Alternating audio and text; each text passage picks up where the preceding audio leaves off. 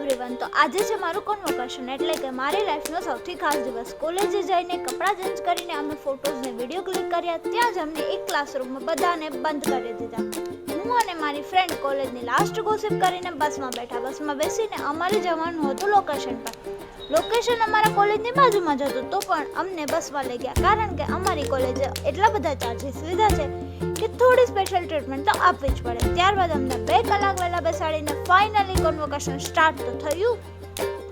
બધાની સ્પીચ અને અમારી કોલેજના વખાણ સાંભળીને ફાઇનલી કન્વોકેશન પૂરું થયું અને અમે બધા પોતાના ફેમિલીની રાહ જોતા હતા ગેટ પર.